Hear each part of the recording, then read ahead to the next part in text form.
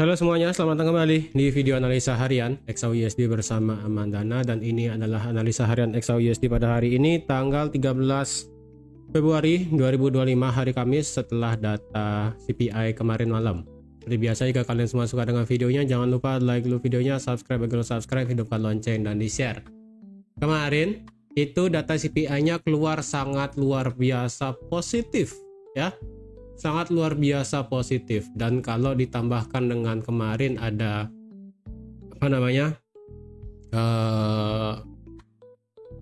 Powell gitu kan.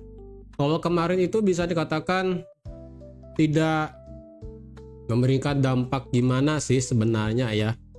Kalau dibilang Powell itu kemarin tidak memberikan dampak hasil dari CPI kemarin malam, beliau nggak ada mention hal tersebut, jadi bisa dikatakan Powell kemarin itu sama dengan Powell di hari Selasa ya, nggak ada perubahan sih. Nah, terus dari segi geopolitik di sini ya, kalian bisa baca di sini versi Trump bahwa beliau menginginkan antara Rusia dan Ukraina mencapai suatu perdamaian. Ini sih ya, ini benar-benar menjadi perihal yang sangat luar biasa perlu diperhatikan, karena yang bisa saya katakan yang paling dekat ini adalah Rusia dan Ukraina ini bisa aja kembali lagi untuk damai gitu kan. Cuman dari segi tarif ya tetap aja bakal tuh kan, I may sign apa saya baca ini, saya lupa ya. Pokoknya intinya ini adalah tarif balik ya, tarif balik ya bahasanya. Jadi pokoknya kalau ada negara lain ngasih tarif, beliau juga ngasih tarif balik, dan pokoknya saling perang tarif lah intinya. Ya, trade wars intinya seperti itu. Jadi secara tarif ini masih berlaku, tapi dari segi geopolitiknya perang itu bisa dikatakan sudah mulai agak reda sedikit dari segi Rusia dan Ukraina. Tapi nggak tahu dah deal-dealannya gimana ya. Deal-dealannya sih nggak tahu gimana. Untuk kemarin data CPI-nya kalau kalian lihat itu luar biasa gila sih ya. Untuk yang core inflasi month of month itu keluar 0,4 dari 0,2 ke 0,4. Inflasi year on year-nya itu core-nya juga naik dari 3,2 ke 3,3, sedangkan inflation rate month of month-nya naik ke 0,5 dari 0,4, sedangkan yang tahunan itu naik dari 2,9 ke 3%. Kalau kalian lihat ini ya, inflasi inti itu kembali lagi ke angka 3,3% kayak di September, Oktober, November 2024. Nah, kalau headline inflation, kalau kalian lihat ini sedikit lucu. Kenapa? Dari Maret sampai September 2024, ini kan kalau nggak salah The Fed potong suku bunga ya kan. Ini potong suku bunga karena menunjukkan tren mulai turun di data headline inflation-nya. Dari 3,5 turun ke 2,4. Nah, dari September sampai sekarang ya, naiknya itu pelan tapi pasti ya, sama kayak kemarin turun pelan tapi pasti, dan sekarang naiknya pelan tapi pasti dari 2,4, 2,6, 2,7, 2,9 dan 3. Jadi kalau misalnya bulan depan naik ke 3,1 lagi, wah itu bakal luar biasa sih. Yang dimana berarti secara tidak langsung secara Jerome Powell, The Fed ya sesuai berarti apa yang beliau katakan ya, yang dimana kemungkinan tidak akan ada pemotongan suku bunga sampai akhir kuartal kedua, atau enggak sampai di bulan Juni, atau enggak setelah musim panas, setelah summer gitu kan, bisa aja. Tapi ini berkebalikan dengan apa yang diinginkan sama Trump, karena Trump menginginkan suku bunga itu rendah. Ini sedikit kontra ya, makanya kemarin saya katakan pada saat saya live itu, saya nggak ada reason buat nge-sell indeks dolar, karena secara data itu bagus semua ya. Tingkat tenaga kerjanya bagus, pengangguran turun, kemudian tingkat inflasinya naik. Jadi secara data itu nggak ada alasan indeks dolar melemah.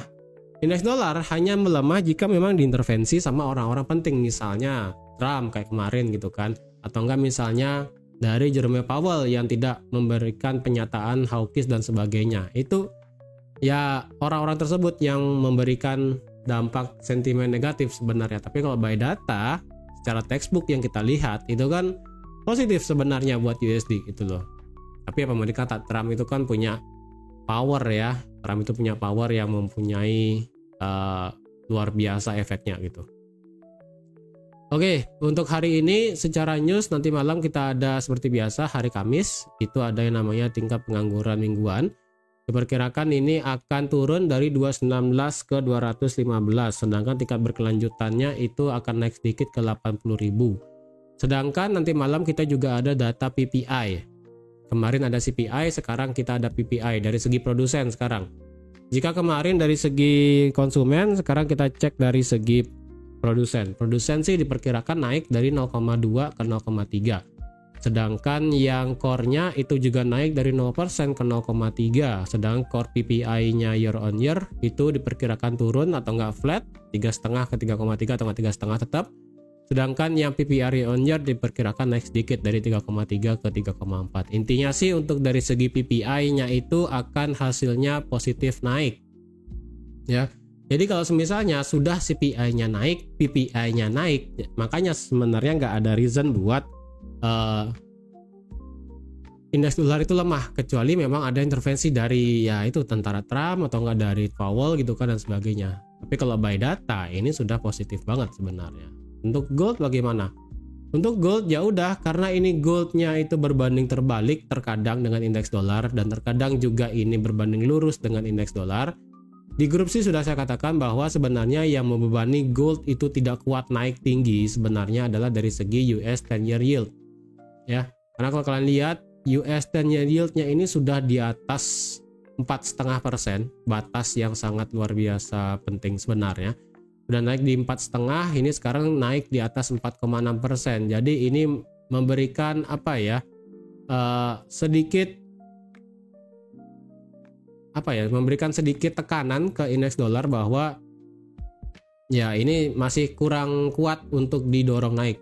Tapi bensinnya sih masih ada ya. Bensinnya itu dari segi geopolitik, kemudian dari segi inflasi ya, karena emas itu kan kita tahu sifatnya sebagai inflasi itu adalah sebagai penyeimbang ya, ataupun sebagai hedging gitu kan. Jadi banyak ini supporternya emas untuk bisa naik. Cuma ya masalahnya cuma satu. US 10-year yield-nya aja ya masih tinggi, itu aja sih. Sisanya ini kalau memang bisa naik ini bakal gila naiknya, itu aja sih. Ya. Ini bakal gila naiknya.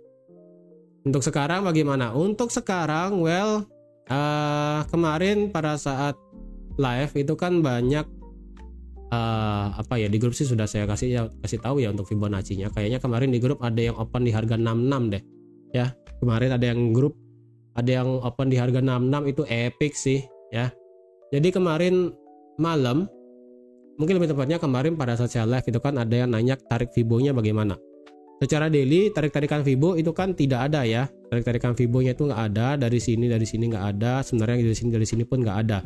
Nah, kemarin dari segi H4 ada dua Fibo sebenarnya yang bisa ditarik. Ya.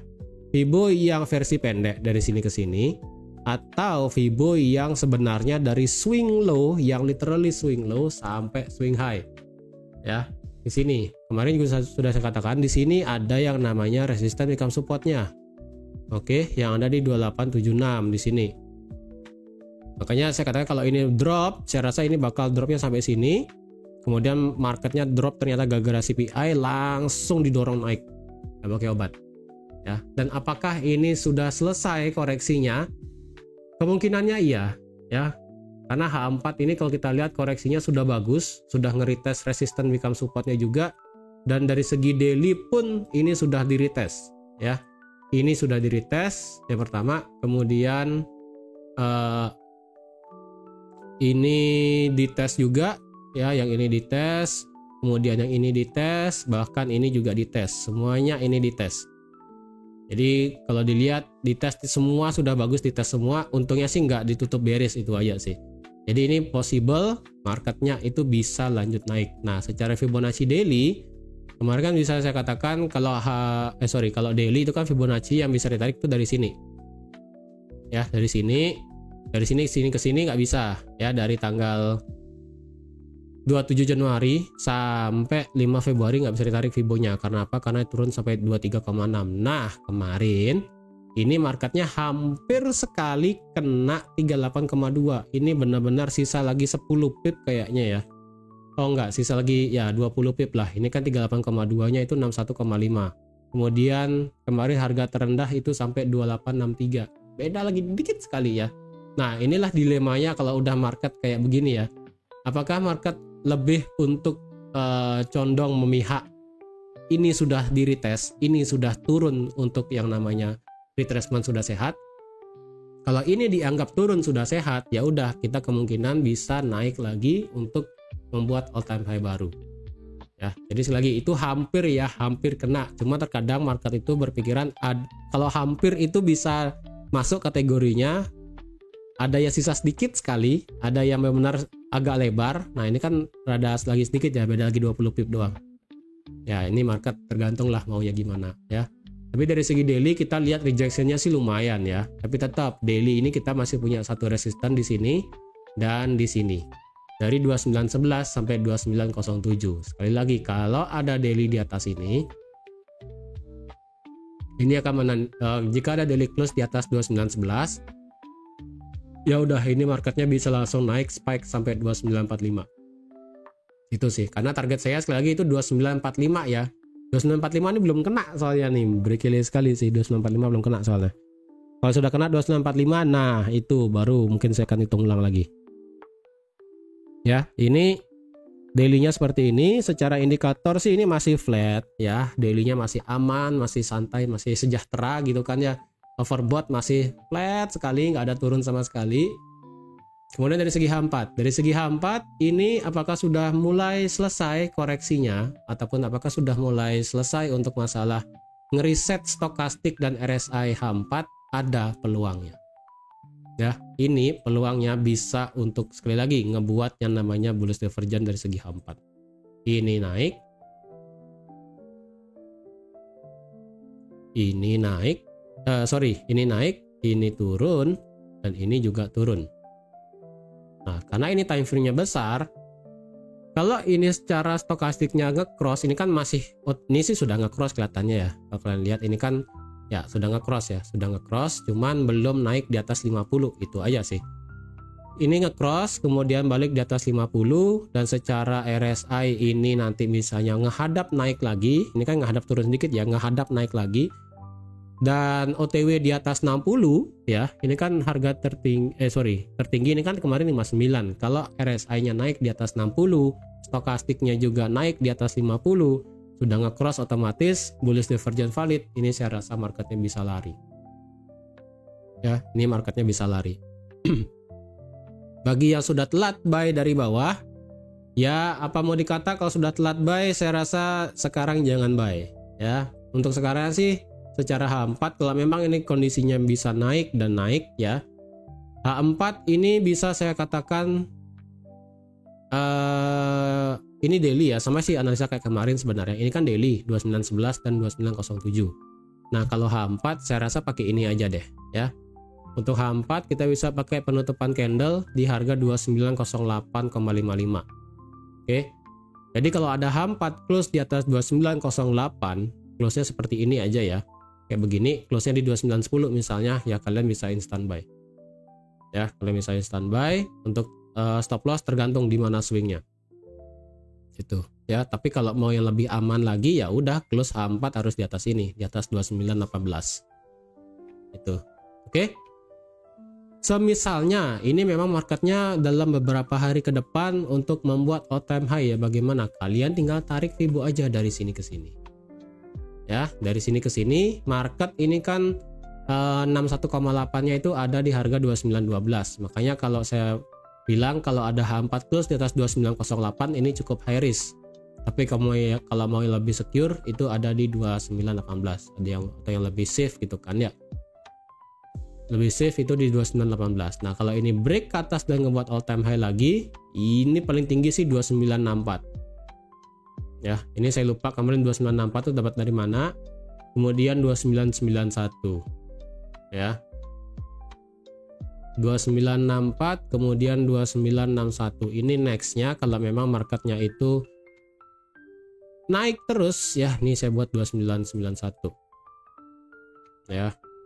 Kalau naik terus nggak break 2942, ini yang bisa kalian pakai Fibonacci-nya ya.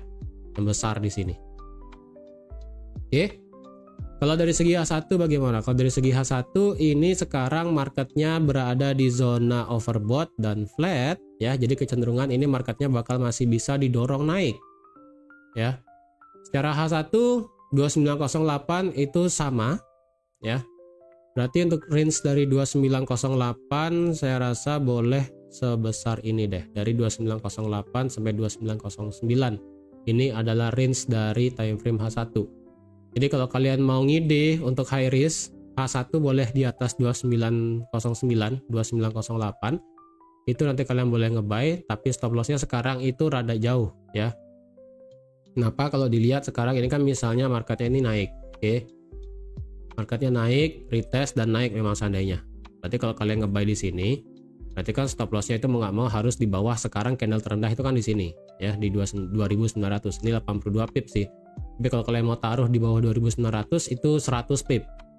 Ya, tapi terserah sih kalau kalian mau taruh di sini stop lossnya di 2900 boleh 100 pip kalau kalian pengen. Tapi kalau enggak ya tunggu marketnya ngebuat breakout atau enggak di dalam perjalanan marketnya ini naik. Di dalam perjalanan market ini naik, kemudian ada swing-swing kecil di time frame-nya mungkin M30, M15, mungkin boleh di sana ditaruh stop loss-nya. Itu. Kalau nge-sell ya. Dan tetap saya harus kasih gini ya, kasih dua arahan, walaupun sebenarnya sell sih saya tidak harapin sebenarnya untuk nge-sell sih ya. Untuk nge-sell saya rasa bisa di teritori 2925 di sini sih ya, di sini. Makanya tadi kan saya katakan kalau mau yang lebih aman adalah market close di atas 2918. Jadi otomatis kalau ini marketnya close di atas 2918, misalnya close-nya di 2923 gitu kan. Berarti otomatis ini area order blocknya sudah lewat, supply-nya lewat, otomatis ini marketnya bisa lanjut naik. Apakah ini supply M30? Sorry. Ya, apakah supply di sini bisa dijadikan patokan untuk ambil posisi sell lagi? Saya rasa rada susah sih. Karena ini aksi sell-nya adalah aksi profit taking yang sudah diambil semua. Ya. Ini kan marketnya naik kencang, kemudian profit taking marketnya drop ke bawah. Jadi ibaratnya 1, 2, 3, 4, 5, 6, 7, 8 ya, 8 candle M30 dibabat dengan satu candle M30. Jadi ini habis semua. Jadi kalau sekalipun marketnya ini naik di sini, adapun penurunan, saya rasa penurunan itu bukan untuk seller yang bisa masuk, itu aja sih. Saya rasa seller yang mungkin masuk adalah di teritori ini, sekitaran 2920 sampai 2923. Itu aja. Tapi kalau mau cepat ambil buy-nya kayak yang saya katakan tadi, ini buy di atas 2910 ya. Take profit kalau mau sampai 2920 oke lah ya. Dapatlah itu 80 70 pip dapatlah ya. Seperti itu. Kalau ada yang mau ambil buy di atas 2910. Untuk bagian atasnya sih di sini better saya kasihnya di 2923. Oh, kegedean ya. Oh enggak sih, 2923 pas ya. Jadi dari 18 sampai 23 itu adalah area supply-nya. Kalau ada yang ngiding nge-sell sini silahkan, cuman saya pribadi tidak saya sarankan buat nge-sell sekali lagi. Buat apa kalian nge-sell kalau misalnya marketnya itu lebih condong buat naik gitu kan ya. Oke. Itu dari segi H1, M30 juga sama. M15 kalau dilihat nggak begitu bagus. M5 apakah kita bisa ngebuy sekarang, mungkin pertanyaannya ya. Apakah di sini ada sesuatu yang bisa kita ambil buy ataupun ambil kondisinya? Market sih sudah change of character ya dari H1. Oke. H1 market sih sudah change of character. Kenapa? Karena di sini bentar ya. Ini kan sorry salah. Kan turun, oke. Ya dari sini lah. Turun. Naik. Turun. Bentar. Ini mana lebih rendah ini? Oke, ini lebih rendah ya berarti ya. Berarti ini market secara kasarnya adalah turun, naik, turun, naik, turun, break, turun, change of character di sini. Nah, ya, ini sudah change of character dari sini. Makanya ini marketnya retrace turun dan ini potensinya masih bisa naik lagi nih. Nah, coba di M30 ya. M30 siapa tahu lebih clear. M30 sih sudah clear coknya dari sini sebenarnya. Bentar, M15.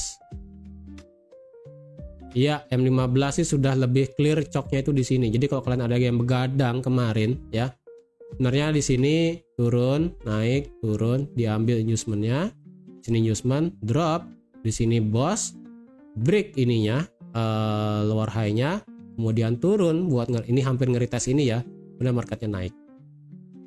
Ini marketnya sudah change of character dari M15 dari sini. Oke, ini turun hampir buat ngeritas, kemudian marketnya terbang.